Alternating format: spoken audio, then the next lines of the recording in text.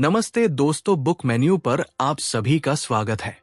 आइए शुरू करते हैं हमारी आज की book summary getting things. Done जीस को लिखा है डेविड एलन ने। हम इसमें कोर प्रिंसिपल वर्क फ्लो के 5 स्टेप्स को भी जाएंगे। चैप्टर 1, एक नई प्रैक्टिस, एक नई रियलिटी।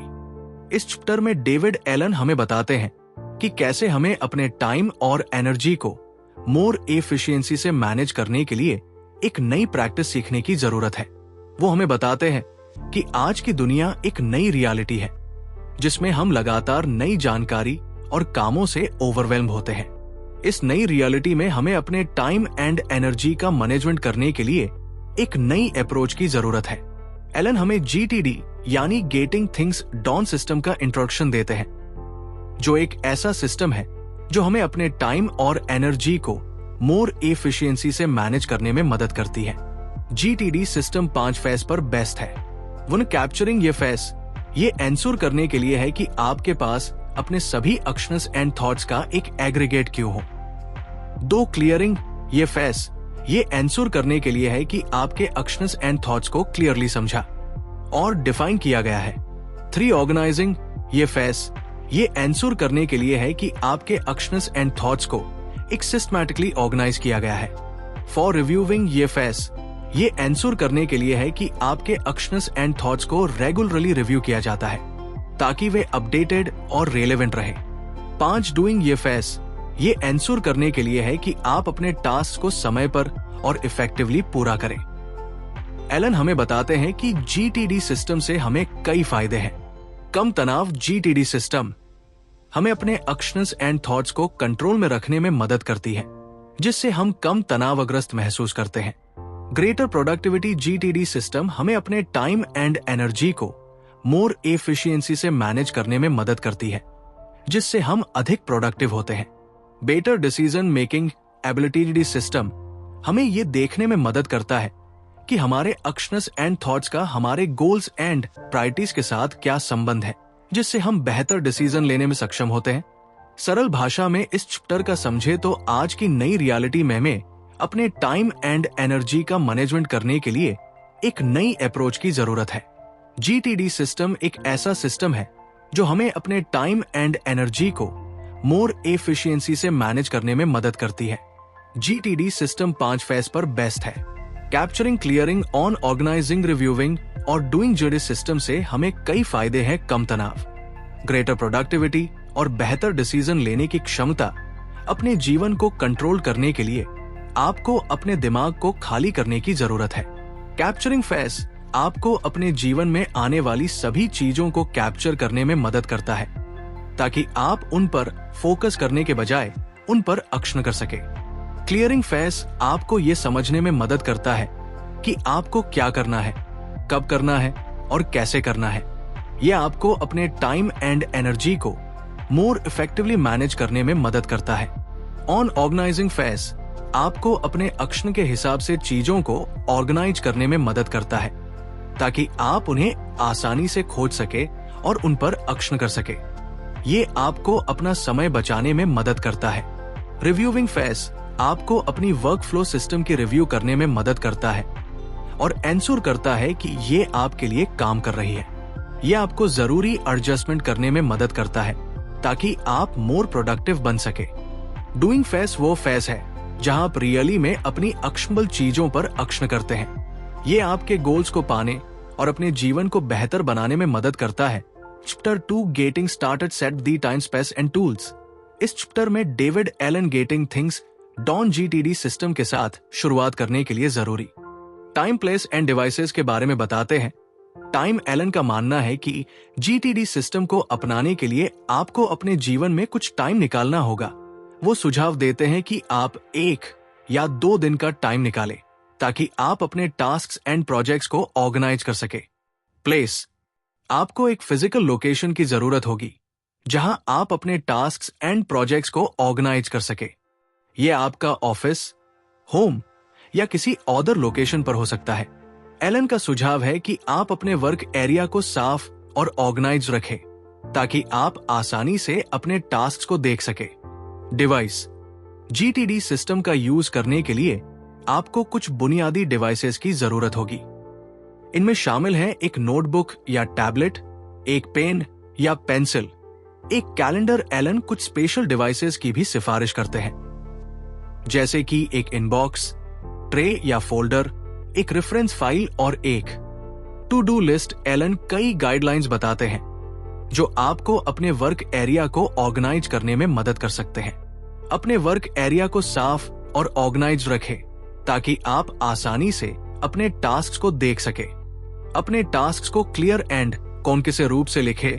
अपने टास्क को रेफर करने के लिए एक ऑर्गेनाइज सिस्टम डेवलप करें। अपने टास्क को रेगुलरली रिव्यू करें ताकि आप एंश्योर कर सके कि वे अप टू डेट है। चैप्टर 2 आपको गेटिंग थिंग्स डॉन सिस्टम के साथ शुरुआत करने के लिए जरूरी टाइम, प्लेस एंड डिवाइसेस के बारे में बुनियादी जानकारी देता है। इस चैप्टर से आप अपने टास्क्स एंड प्रोजेक्ट्स को ऑर्गेनाइज करने और मोर प्रोडक्टिव बनने के लिए जरूरी सॉलिड बेस बना सकते हैं। अगर आपको हमारी समरी अच्छी लग रही है तो हमारे चैनल बुक को सब्सक्राइब करना न भूलें। और अगर आप हमें सपोर्ट करना चाहते हैं तो आप हमारी मेंबरशिप खरीद सकते हैं। Chapter 3 capturing corralling your stuff. इस अध्याय में डेविड एलन हमें जीटीडी सिस्टम के पहले फेज कैप्चरिंग के बारे में बताते हैं। कैप्चरिंग का अर्थ है अपने जीवन में आने वाली सभी नोटिफिकेशंस और टास्क को एक प्लेस पर कलेक्टेड करना। ये एक इम्पोर्टेंट कदम है क्योंकि ये आपको अपने टास्क पर कंट्रोल रखने और उन्हें भूलने से रोकने में मदद करता है। एलन कहते हैं कि कैप्चरिंग के लिए सबसे अच्छा तरीका है एक कैप्चरिंग सिस्टम एस्टैब्लिश करना। ये एक ऐसा सिस्टम हो सकता है जो कागज, डिजिटल या दोनों का यूज करता है।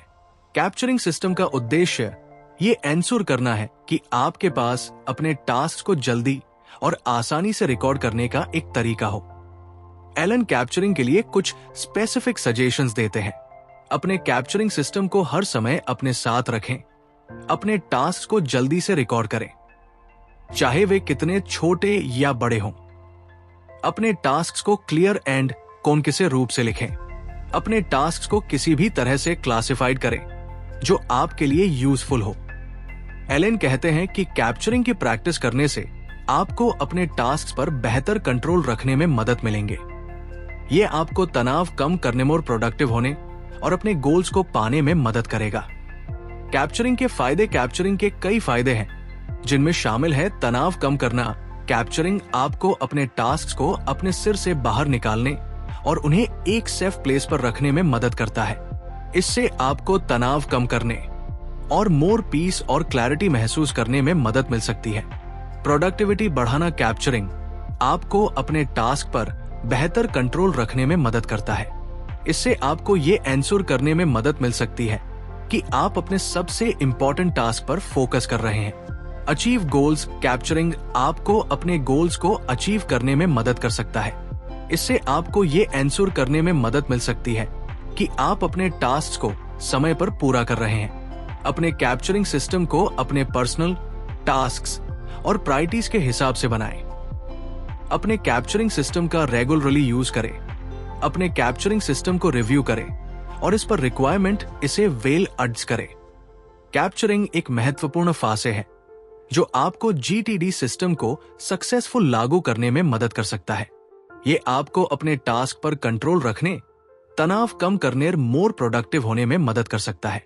Chapter 4 clarifying getting into empty. Capturing phase के बाद क्लेरिफाइंग फासे आता है। इस फासे में आप अपने से कैप्चर किए गए सभी टास्क को क्लियरली समझते हैं। आप एवरी टास्क के लिए कुछ क्वेश्चंस के आंसर पता कर सकते हैं। टास्क क्या है? टास्क को पूरा करने के लिए क्या करने की जरूरत है? टास्क का पूरा करना है। टास्क किस रेफरेंस में है? टास्क किस प्रोजेक्ट से कनेक्टेड है? इन प्रश्नों के उत्तर देने से आपको अपने टास्क को बेहतर ढंग से समझने और उन्हें ऑर्गेनाइज करने में मदद मिलती है। क्लियर रिफाइंड फेज के 3 मेन गोल हैं। अपने टास्क को समझना। आप ये एंश्योर करते हैं कि आपके पास एवरी टास्क के बारे में क्लियर तस्वीर है।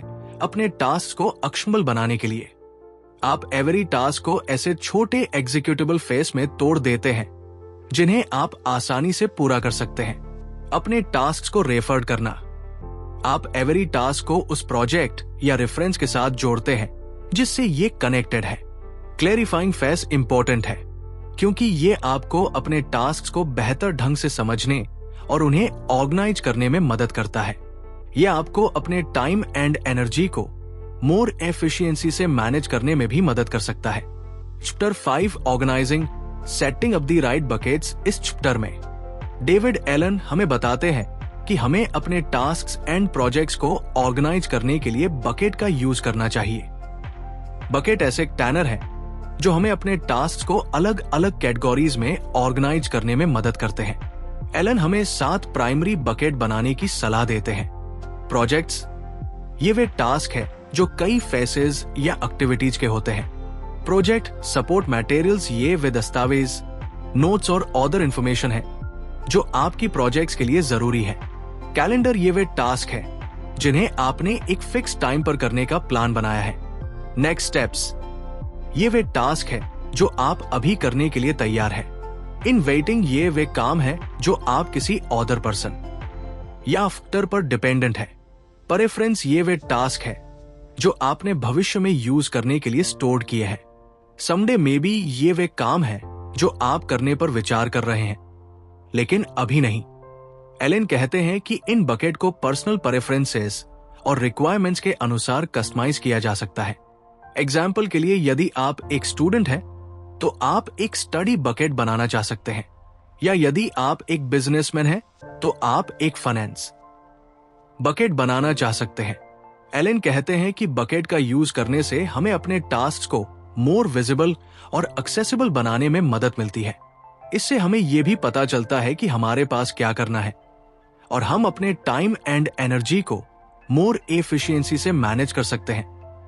बकेट का यूज कैसे करें? बकेट का यूज करने के लिए आपको पहले अपने सभी टास्क्स एंड प्रोजेक्ट्स को एक साथ कलेक्टेड करना होगा। आप ऐसा अपने कैप्चर सिस्टम का यूज करके कर सकते हैं। एक बार जब आपके पास सभी वर्क एक साथ हो तो आप उन्हें सूटेबल बकेट में ऑर्गेनाइज करना शुरू कर सकते हैं।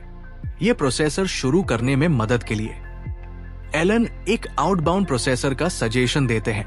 आउटबाउंड प्रोसेसर में आप एवरी टास्क को इस बेस पर एक बकेट में डालते हैं कि आपको इसे कब करने की जरूरत है या आप इसे कैसे करने का इरादा रखते हैं। यहाँ एक एग्जाम्पल है कि आप आउटबाउंड प्रोसेसर का यूज कैसे कर सकते हैं। यदि वर्क किसी प्रोजेक्ट का हिस्सा है तो इसे प्रोजेक्ट्स बकेट में रखें। यदि वर्क एक फिक्स टाइम पर करने का प्लान है तो इसे कैलेंडर बकेट में रखें। यदि वर्क करने के लिए अगले कदम की आवश्यकता है तो इसे नेक्स्ट स्टेप्स बकेट में रखें। यदि वर्क किसी अदर पर्सन और फिटर पर डिपेंडेंट है तो इसे इन वेटिंग बकेट में रखें। यदि वर्क रेफरेंस के लिए है तो इसे रेफरेंस बकेट में रखें। यदि वर्क आप करने पर विचार कर रहे हैं लेकिन अभी नहीं तो इसे समडे में भी बकेट में रखें। एक बार जब आपके पास सभी टास्क को बकेट में ऑर्गेनाइज किया गया हो तो आप रेगुलरली अपनी बकेट की रिव्यू कर सकते हैं। ये एंश्योर करने में मदद करेगा कि आपके पास अपने टास्क पर कंट्रोल है और आप उन्हें समय पर पूरा कर रहे हैं। बकेट का यूज एक इफेक्टिव तरीके से अपने टास्क्स और प्रोजेक्ट्स को ऑर्गेनाइज करने का एक शानदार तरीका है। ये आपको अपने टास्क को मोर विजिबल एंड एक्सेसिबल बनाने में मदद करता है और ये आपको अपने टाइम एंड एनर्जी को मोर एफिशिएंसी से मैनेज करने में मदद करता है। Chapter 6 reviewing keeping it all fresh and functional.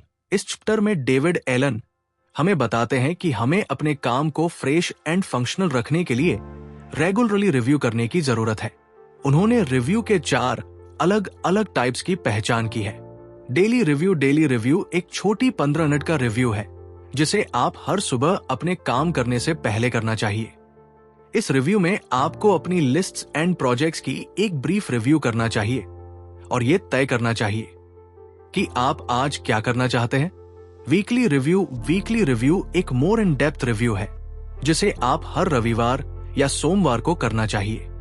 इस रिव्यू में आपको अपनी लिस्ट्स एंड प्रोजेक्ट्स की एक मोर डिटेल्ड रिव्यू करना चाहिए और ये तय करना चाहिए कि आप आने वाले सप्ताह के लिए क्या करना चाहते हैं।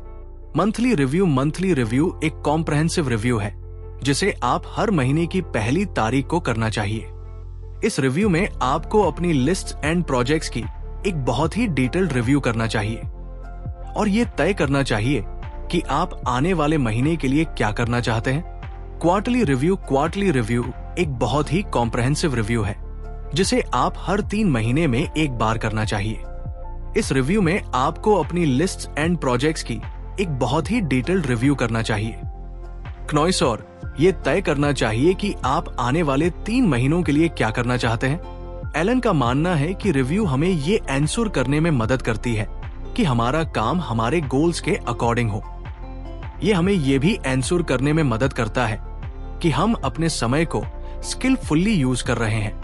Chapter 7 doing make the best action choices. इस चैप्टर में डेविड एलन हमें बताते हैं कि हमें कैसे ये तय करना चाहिए कि हम अपने टास्क को कब और कैसे पूरा करें। वो ना अपने टास्क को प्रायोरिटी दे। सबसे पहले हमें यह तय करना होगा कि हमारे टास्क में से कौन से सबसे इंपॉर्टेंट है। हम ऐसा अपनी प्रायोरिटीज और गोल्स के बेस पर कर सकते हैं। 2 अपने टास्क को छोटे मोर मनगेबल टास्क में डिवाइडेड करें। एक बार जब हमारे पास हमारे टास्क की प्रायोरिटी हो जाती है तो हमें उन्हें छोटे मोर मनगेबल टास्क में डिवाइडेड करना चाहिए। ऐसा करने से उन्हें पूरा करना आसान हो जाएगा। 3 अपने टास्क को एक स्केड्यूल में रखें। हमें उन्हें एक स्केड्यूल में रखना चाहिए। ऐसा करने से हम ये एंश्योर कर सकते हैं कि हम अपने टास्क को समय पर पूरा करें। 4 अपने टास्क को पूरा करने के लिए नेसेसरी रिसोर्सेस को कलेक्टेड करें। अपने टास्क को पूरा करने के लिए हमें नेसेसरी रिसोर्सेस को कलेक्टेड करना होगा। इन संसाधनों में time, money, information and equipment शामिल हो सकते हैं। 5 अपने टास्क को पूरा करने के लिए रिक्वायर्ड डिटर्मिनेशन एंड कमिटमेंट रखें। अंत में हमें अपने टास्क को पूरा करने के लिए रिक्वायर्ड डिटर्मिनेशन एंड कमिटमेंट रखनी चाहिए। एलन हमें यह भी सलाह देते हैं कि हम अपने टास्क को पूरा करने के लिए रेगुलर ब्रेक लें। ब्रेक लेने से हमें तरोताजा रहने और अपने टास्क पर फोकस करने में मदद मिल सकती है। अपने टास्क को प्रायोरिटी देने के लिए आप एक सिक्वेंशियल अप्रोच का यूज कर सकते हैं। सिक्वेंशियल अप्रोच में आप सबसे महत्वपूर्ण टास्क से शुरू करते हैं और फिर कम इंपॉर्टेंट टास्क पर जाते हैं। सिक्वेंशियल अप्रोच में आप सबसे आसान टास्क से शुरू करते हैं और फिर मोर डिफिकल्ट टास्क पर जाते हैं। अपने टास्क को छोटे मोर मनगेबल टास्क में डिवाइडेड करने के लिए आप बेस्ट एक्शन बांटना तकनीक का यूज कर सकते हैं। बांटना हमें आप वर्क के लिए अगले सबसे छोटे, सबसे आसान, सबसे क्लियर कदम की पहचान करते हैं। अपने टास्क को एक स्केड्यूल में रखने के लिए आप एक कैलेंडर, टू डू लिस्ट या प्रोजेक्ट मैनेजमेंट सॉफ्टवेयर का यूज कर सकते हैं। अपने टास्क को पूरा करने के लिए नेसेसरी रिसोर्सेज को कलेक्टेड करने के लिए आप एक टाइम मैनेजमेंट प्लान का यूज कर सकते हैं। अपने टास्क को पूरा करने के लिए डिटर्मिनेशन एंड कमिटमेंट रखने के लिए आप एक गोल सेटिंग सिस्टम का यूज कर सकते हैं। Chapter 8 getting projects under control. इस चैप्टर में डेविड एलन प्रोजेक्ट्स को कंट्रोल में रखने के लिए एक प्रोसेसर का डिस्क्रिप्शन करते हैं। वो कहते हैं कि प्रोजेक्ट्स तब शुरू होती है जब हमें एक टारगेट पाने के लिए 2 या मोर फेज की जरूरत होती है। एक बार जब हम एक प्रोजेक्ट की पहचान कर लेते हैं तो हमें इसके लिए एक प्लान बनाना चाहिए। यह प्लान हमें यह तय करने में मदद करेगी कि प्रोजेक्ट को पूरा करने के लिए हमें क्या करना होगा। 8 रिक्वायरमेंट्स का डिटर्मिनेशन। इस फेज में हम प्रोजेक्ट के गोल्स और उद्देश्यों को डिफाइन करते हैं। 2 प्रोग्रेस के लिए मेजरेबल क्राइटेरिया डिटरमाइन करना।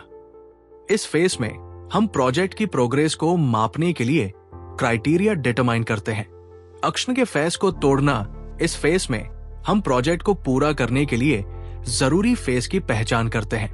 4 ईच फेज के लिए जिम्मेदारी अलॉटेड करना। इस फेज में हम ईच फेज के लिए जिम्मेदारी को डिफाइन करते हैं। 5 ड्यूरेशन और टाइम लिमिट सेट करना। इस फेज में हम ईच फेज को पूरा करने के लिए एस्टिमेटेड ड्यूरेशन और टाइम लिमिट सेट करते हैं। एलन कहते हैं कि प्रोजेक्ट प्लान को रेगुलरली रिव्यू की जानी चाहिए ताकि ये एंश्योर किया जा सके कि ये अभी भी रेलेवेंट है। यदि प्रोजेक्ट प्लान में कोई बदलाव की जरूरत है तो हमें इसे जल्द से जल्द करना चाहिए। अपनी प्रोजेक्ट्स को एक सेंट्रल लोकेशन पर रखें। यह आपको उन सभी को आसानी से देखने और उन पर नजर रखने की अनुमति देगा। अपनी प्रोजेक्ट्स को रेगुलरली अपडेट करें। इससे आपको ये एंश्योर करने में मदद मिलेंगे कि आप प्रोजेक्ट के गोल्स के अकॉर्डिंग हैं। अपनी प्रोजेक्ट्स में कॉम्प्लेक्सिटी से बचे। यदि कोई प्रोजेक्ट बहुत कॉम्प्लेक्स है तो इसे छोटे अधिक मैनेजरियल टास्क में डिवाइडेड करें। एलन कहते हैं कि प्रोजेक्ट्स को कंट्रोल में रखना इंपॉर्टेंट है क्योंकि ये हमें ये एंश्योर करने में मदद करता है कि हम अपने गोल्स को पा रहे हैं। ये हमें तनाव और चिंता को कम करने में भी मदद कर सकता है। चैप्टर 10 दी पावर ऑफ की प्रिंसिपल से चैप्टर इस बात को बताता है कि अपने आइडियाज, इंफॉर्मेशन एंड एक्शंस को अपने दिमाग से बाहर निकालकर किसी भरोसेमंद जगह पर लिख लेना कितना इंपॉर्टेंट है। ऐसा करने से आपका दिमाग साफ रहता है और आप इंपॉर्टेंट टास्क पर फोकस कर सकते हैं। चैप्टर आपको कैप्चरिंग के वेरियस तरीकों के बारे में बताता है, जैसे notebook, to do list app और माइंड मैपिंग। ये इस बात पर भी जोर देता है कि कैप्चर करना एक कंटिन्यूअस प्रोसेसर है। ये चैप्टर इस बात पर भी जोर देता है कि किसी भी कैप्चर किए गए आइटम के लिए अगला कदम क्या होना चाहिए, इसका तुरंत डिसीजन लेना इंपॉर्टेंट है। ऐसा करने से आपका प्रोजेक्ट आगे बढ़ता है और कंफ्यूजन दूर होता है। चैप्टर आपको वेरियस टाइप्स के अगले टास्क की पहचान करने और उन्हें ऑर्गेनाइज करने के तरीके बताता है। ये इस बात पर भी ध्यान दिलाता है कि सभी अगले टास्क को एक्शनेबल होना चाहिए, यानी उन्हें तुरंत पूरा किया जा सके। अपने सिस्टम और कैप्चर किए गए आइटम की रेगुलर रिव्यू करना कितना इंपॉर्टेंट है। ऐसा करने से आप एंश्योर करते हैं कि सब कुछ अप टू डेट है और आप अपने गोल्स की ओर बढ़ रहे हैं। चैप्टर आपको वेरियस टाइप की रिव्यू मेथड्स के बारे में बताता है और सजेशन देता है कि आप daily, weekly and monthly review कैसे करें। रेगुलर रिव्यू से आप किसी भी प्रॉब्लम की जल्दी पहचान कर सकते हैं और उसे ठीक कर सकते हैं। तो फ्रेंड्स, ये थी हमारी आज की बुक समरी। आपको कैसी लगी कमेंट करके जरूर बताएं और धन्यवाद आपका समरी एंड तक सुनने के लिए।